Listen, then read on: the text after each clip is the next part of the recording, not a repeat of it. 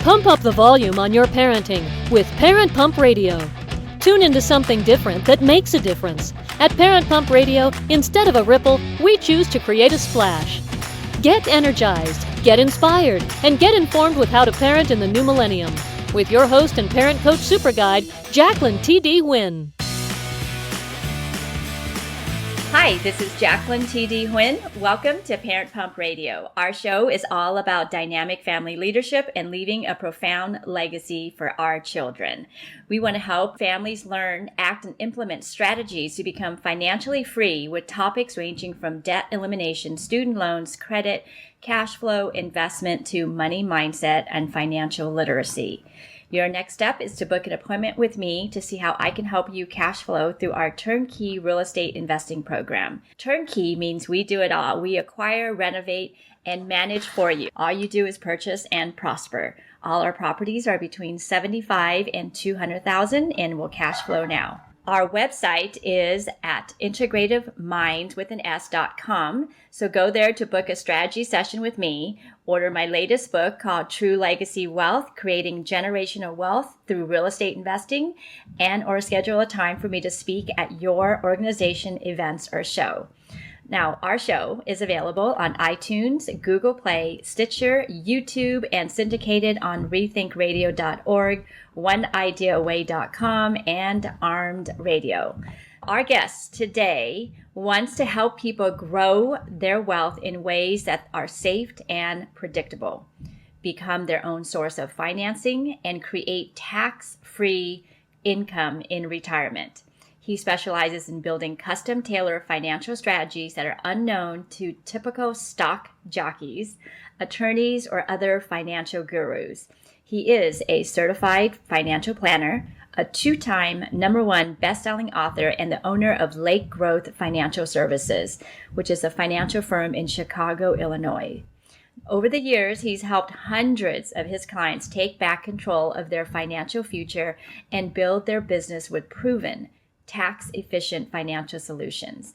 Now, after graduating with six figures of student loan debt and discovering a way to turn his debt into real wealth as he watched everybody lose their retirement savings and home equity in that 2008 crash, he knew that he needed to find a more predictable way to meet his financial objectives and those of his clients. So, ladies and gentlemen, I'd like to introduce you to Mark Willis. Hi, Mark. Hey, Jacqueline. Glad to be with you today. Thank you for being here. Today, we're actually going to do 2 episodes. Our first episode today is going to be about how to become your own source of financing. And then we're going to continue. It's going to go to next week. And he's going to talk about how parents can pay for college without going broke and sleep at night. So thank you so much for being on the show and sharing this wealth of information. I have a little 3-year-old at home, so I'm already waiting with bated breath what we're going to talk about next episode. I think it should be fun. It should be. College is not cheap. No, not anymore, at least. At least at one time it was affordable, right? Most of us can at least go to college and graduate without being in debt. Yeah. I know you're a co-host for a podcast called Not Your Average Financial Podcast. Real quick, sum up what it's about so that the listeners can also benefit from that. What's there's a quote, something like 5% of the population thinks, another 5% think that they think, and the remaining 90% would rather die than think. I think I have to think about that. Yeah. So do the math on that. But here's the key phrase, are you a thinker? Are you willing and able to think? It's so hard to think. I think we've been given a ready flow or stream of opinions that, whether it's the evening news or Wall Street or any other number of kind of financial priests in our land today, they're ready to give you what you should be thinking. But we try in our show, and I know on yours as well, to help people think. It's a really awesome, freeing experience when you sit down and say, well, what is it my money is doing when it goes into a 401k or a 529 plan for college or real estate? What is it that I want my money to do for me? That's a key question that I don't think many people are asking because they're just simply doing what they're told. Their employer says, hey, here's your 401k, put the money in there. They're saying, hey, invest in the long term for the stock market. Don't look at it when it crashes. Just invest in the long term. So we're just trying on our show, the Not Your Average Financial Podcast, to give people a chance to think different about their money, their economy, and their future. Yeah, being more conscious, because like you said, it's all a habit for us. We just do what they say. We don't even understand if it works. And then we get upset when it crashes. Right. Yeah. Yeah. Well, and we're told just put more in there, don't look, hopefully it'll rebound. I'll tell you a quick story. We had I started working in the financial services in the midst of the Great Recession. I was working for a CPA firm. And I remember it was very clear. She was calling folks with bad news that she had lost her clients, some of them half of their life savings. And many of these folks were in their 60s without a long time really to let the money recover. So she was calling to say, hey, I'm sorry, Mr. Client, but you can't retire like I thought you could. For a lot of folks, that was a wake-up call. For me, it was a big wake-up call as a financial planner to think that I would give my career to something only to let it watch it kind of get vaporized because someone sneezed the wrong way on Wall Street. It just didn't seem fair, not to the clients, right? So for me, it was a wake-up call for sure. What's wrong with the traditional tax-deferred retirement strategy, in your opinion? Well, so most tax-deferred strategies are invested in the market, and they're also making a presumption about the future of taxes. So there's two key things that I'd say in general are wrong with traditional retirement plans. One is there's no predictability or guarantee that we'll have any money in there. Traditional planning is based on things that we can't really predict or control, like, what your investments are going to be worth. Yeah. How long you're going to live. What are tax rates going to be over the next 30 or 40 years? If you really can't tell somebody with absolute certainty, or tell yourself, more importantly, what your net worth will be on the day you plan to need it for income, can you really call that a plan? Good point. Or is it just gambling? I mean, let's call it what it is, right? Yeah. And I'm classically trained as a certified financial planner professional. So I'm supposed to be pushing the Wall Street mindset. And yet I don't see it as a real, it's certainly a part of a financial plan, but it shouldn't be the core component or the biggest asset on your balance sheet. That's for sure. Yeah. Today's topic is about how to become your own source of financing. So I'm really excited about it. How can we fire our banker and become our own source of financing? Well, so important. Such a huge question. So there's an old quote, I think it was Mark Twain, who said, a banker is a fellow who will lend you his umbrella when the sun is shining, but wants it back as soon as it starts to rain. I mean, that's so true, right? We only get money from banks when we don't need it. And then they call our HELOCs or call our loans or slash our credit whenever times get tough. They're ready to exit our business right when we need them the most. They're like the most fickle business partner you could imagine. Yeah, it's all for them. Unfortunately, Jacqueline, we're entering a phase in our country's history where we now have about a third of our income, 35% to be precise, according to the U.S. Commerce Bureau, a third of our income is going to service debt. So that means if you make $100, $35 is going to just service the interest on the mortgages, the credit cards, the student loans, the car loans. It's almost unbelievable. If we converted that to hours in our day, what's a third of our day? Yeah. If time is money, we're working as slaves for half of our lives if you include taxes in there. Yeah. So I want to find a way as a financial planner to make the smallest changes that yield the biggest result. I just finished the book by Gary Keller. Have you read it? It's called The One Thing. No, I Great read book. the real estate investing though.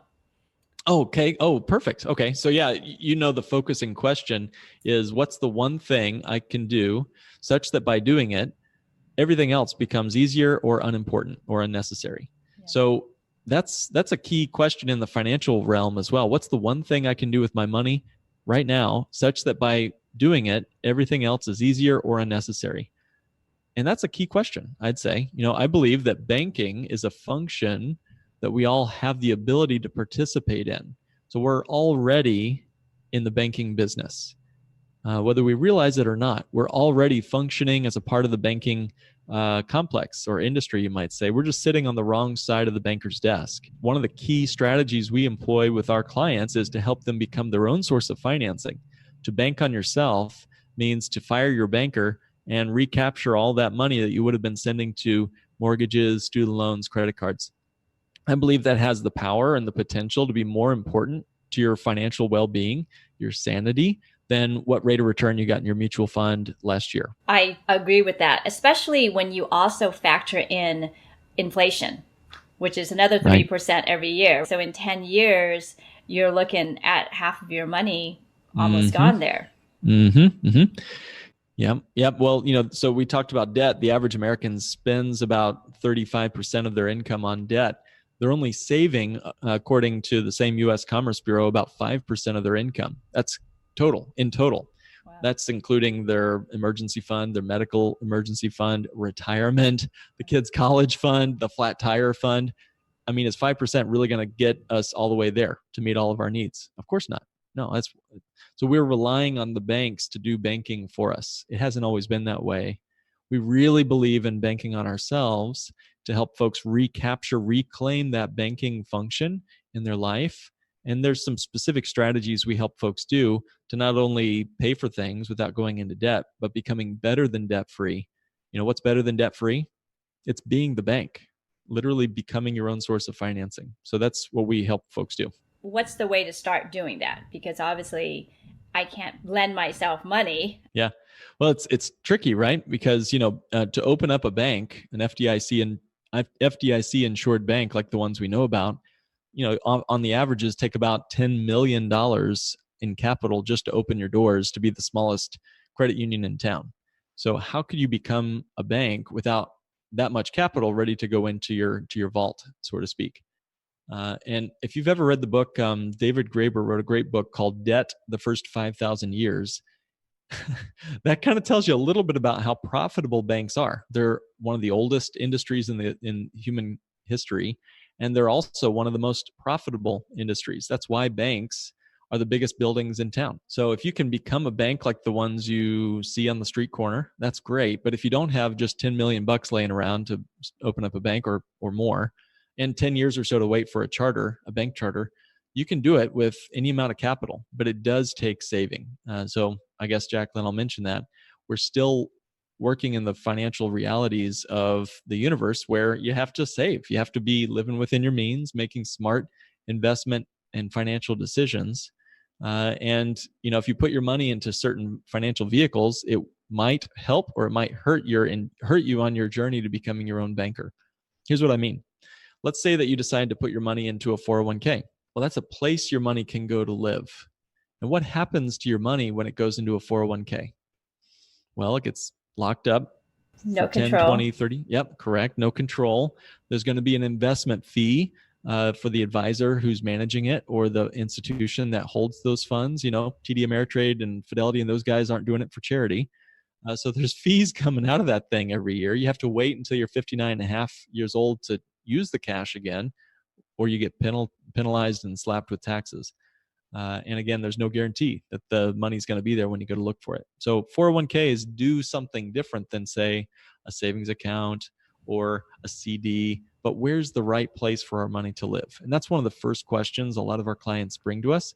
Hey, there's 450 financial products out there, according to my research when I was going through my CFP training.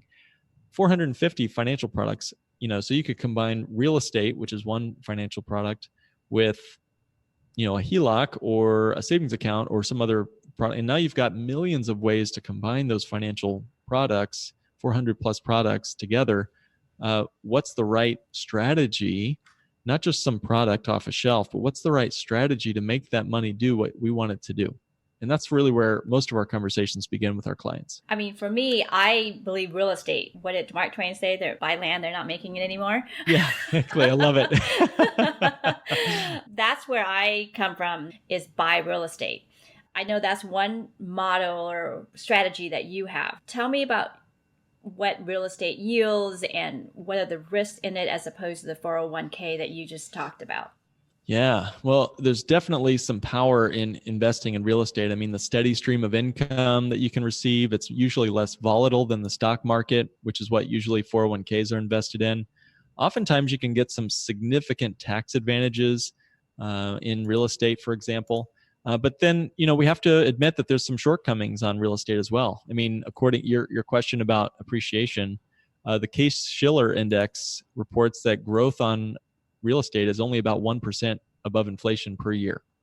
It can also cost a lot, right? To buy, sell, or maintain your real estate. You're not going to always have a tenant in that real estate. So you might have a couple of months or years where you're not getting cash flow, but the bank is still going to ask for their mortgage payment. So it's important to remember that with real estate, the property is only worth what someone's willing to pay you for it. Until then, all you have is paper profits on a Zillow estimate. Right. So what can we do in conjunction with real estate to use the best parts of real estate and at the same time minimize its downsides? And that's where I think, it's sort of like nitro and glycerin. When you put those two together, they create something pretty powerful. But separated, they're cool, but when you put them together, boom, you got something really cool that you can work with. From my experience, one of the most interesting ways you can use financial vehicles to help you in your efforts with real estate is using a very old-fashioned whole life contract. So I'll go into this a little bit, but we're looking at a very old-fashioned insurance contract to partner up and couple up with other financial projects you might have going on, like real estate investing. A whole life contract does some really interesting things, Jacqueline. One, it builds cash value that you can use while you're alive. So that's a pretty fun time to spend money, in my opinion. It's better than after you're alive, I guess. But the whole life insurance contract that's designed correctly, we call it a bank on yourself type policy, accelerates how much cash you have day one, month one. Usually it means 40 times more cash than the old-fashioned whole life that Dave Ramsey talks about on his radio shows.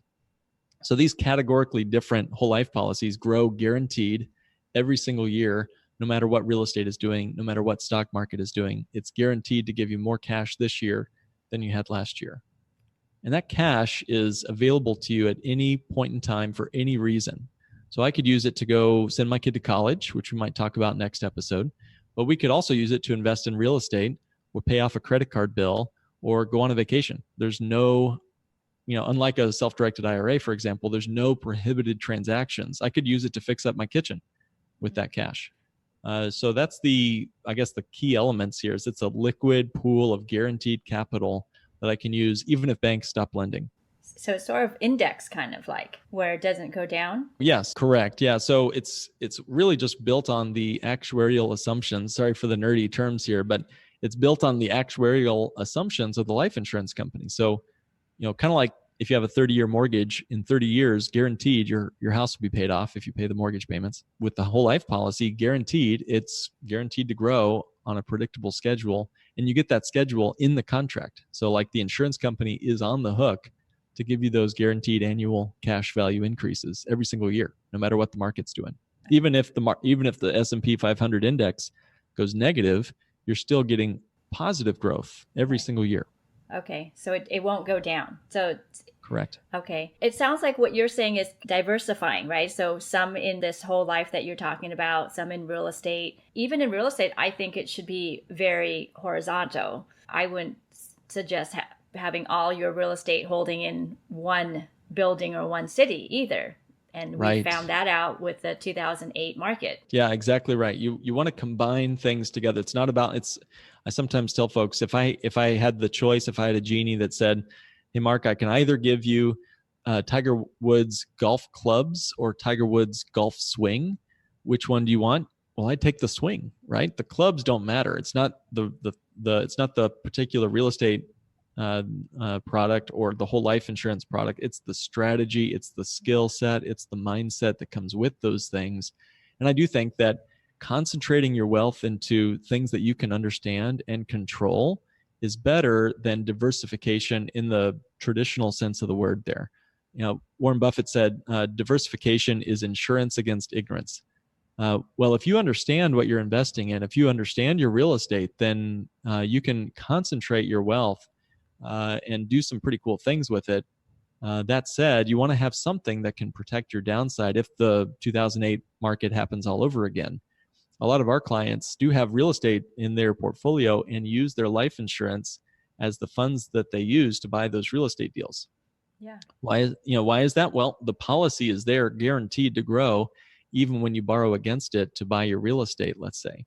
So now it's not an either or. It's not real estate or life insurance. Right. It's both real estate and this high cash value, low commissions, guaranteed to grow for us every year life insurance policy. They work hand in hand, kind of like nitro and glycerin. The one thing that a lot of people ask is, it's great if you start when you're in your 20s, maybe even your 30s, but if you're in your 50s and you're looking at retiring in 5, 10, 15 years, how is this going to work? Yeah, it's a smart question. So a lot of our clients on average, we've got folks in their 80s, we've got folks in their 20s just starting policies. Again, it's all about how you think. So what the advisor knows when he or she set up the policy. If the policy was designed for the expensive death benefit, then yes, it's going to be out of reach to really accumulate a lot of wealth inside the whole life policy if you're 60 some odd years old and it was designed the old-fashioned way for the death benefit. What we typically design for our clients, and everyone's different, but for most of our clients, even if you're in your 60s, 70s, you can start a policy and accumulate significant wealth. We're talking about turbocharging the cash value of the policy and minimizing how much is going toward the expensive death benefit. Typically, Jacqueline, that means cutting the commissions by about 70%, 50 to 70% for most advisors. My honest opinion is that's probably why most folks haven't heard their advisor talk about this before, if you get what I mean there. And, if we have someone who's in their 50s or 60s or even 70s, as long as they would like to own the policy, they could insure the policy on their spouse or kids or grandkids too. So there's lots of ways to make it work. If you like the idea, you really just need to run the numbers to see if it works in your favor. Our goal is to be able to have money and not worry about if we're going to have enough, if we're going to die before it runs out. Mm-hmm. I know for me, I want to make sure that my kids can benefit too. It's not just about me. I don't want them to have to start over. Right. Well, real estate is great for that. And I would also contend that life insurance has a part to play there too, right? Yeah. So you can pass on your real estate. And if you're really successful in your real estate, you can pass that on to your kids someday with some amazing tax advantages, step up in basis and that sort of thing. Right. Life insurance, even these whole life policies still have a massive death benefit that you'll leave your kids someday, income tax free. So it's a great coupling that, maybe they don't want all the houses and all the headaches, but maybe they'll just take some cash, Yeah. I have several clients who have one son or daughter who's really into the real estate thing, and the other son or daughter is just ready to just take some cash. And it's a great way to equalize the gift you give your kids. And then you're also able to use it while you're alive, you're saying.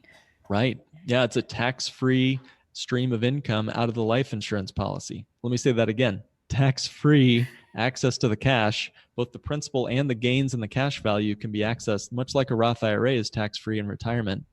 But without all the restrictions of a Roth IRA. What's a Roth IRA let us do these days? $6,000 a year to contribute to a Roth IRA. Yeah. You can put any number you want into a life insurance contract as long as you're approved for that number by the insurance company. You talk about rate of return or rate of income. What's better? Yeah. Well, it's a great point. We talked earlier about how real estate might be doing 1% above inflation, but if you're cash on cash return, if your income off that, the net income from your tenant is doing fantastic for you, then that's a rate of income that beats any ROI, right? Yeah, definitely. And same is true with the typical Wall Street machine would tell you to take. Now, I hope your listeners can follow me. I'm going to give a couple of quick numbers. If you had $1 million in your 401k at retirement, what's the safe number that Wall Street would tell you to take out of that 401k without running out of income in retirement? It would shock you. I think most people would say a lot higher, but the real answer is about 3%. So 30 grand is basically the millionaire lifestyle. If you're working with a traditional Wall Street based 401k, equities and so forth, 30 grand. Wow. Off $1 million. And that's a taxable income. So yeah. Maybe pull it down to 20, 22 grand, something like that. That's the millionaire lifestyle. Couple that with real estate now, or these whole life policies in conjunction with those. And now you've got a lot more income. You could pull off the same $1 million if you had it in real estate or a whole life policy or both. Yep, absolutely. So how can listeners get a hold of you, talk to you, listen to you? Yeah, it's really, again, start thinking different. It doesn't mean that you can't do your 401k, especially if you get a company match. There might be a good reason to do something there. But, keep listening to shows like Jacqueline's that can get folks thinking different about money. If you'd like to continue this conversation, I'd recommend check out our show. If you want to date me first, you might say. Our show is Not Your Average Financial Podcast, and that's anywhere you find this show, or you can go to notyouraverageFinancialPodcast.com. Our main website, if you want to have a conversation with me or one of my colleagues, the best way to get in touch is a website that we have set up. It's called freedomfromwallstreet.com. Freedomfromwallstreet.com is a great way to get in touch with us. We can set up a 15-minute quick Q&A with either me or one of my colleagues. We'd be very happy to discuss this with you and see if either real estate or this bank on yourself concept or both would be a good fit. Time to have that conversation because they keep saying there's going to be an adjustment. And we're due for something to happen. When they call it an adjustment, when they call it a correction, let's call it what it is. It's theft. It's taking money out of your retirement, right? Yeah. Are you going to wait till someone steals money out of your house or out of your wallet before you do something? Or are you going to protect yourself? If we know winter is coming, like it is going to come here in Chicago, not so much where you are in beautiful California, but if we know winter's coming, grab a coat, get ready for it, and get ready to thrive when it happens. Absolutely. Knowledge is power, but it's not power until you do something about it. Love that. Yeah. So good. Yeah. It's not knowledge. It's not power until you do something about it. I love that, Jacqueline. Thank you. Okay, listeners, stay tuned for next week. Come back and we can talk about taking your kids to college and not being in debt. So until next time, always be learning, always be growing. Thank you so much for joining us today. Go to parentpumpradio.com and click on the pink box on the top of our homepage to listen to our new and archived shows. To be instantly notified of new episodes, subscribe to our RSS feed. The RSS feed button is located at the top of the page where all our shows are featured. And after listening to the show, go to parentpumpradio.com or our Facebook page to leave your comments, questions, and topic suggestions. Until next time, have a wonderful week.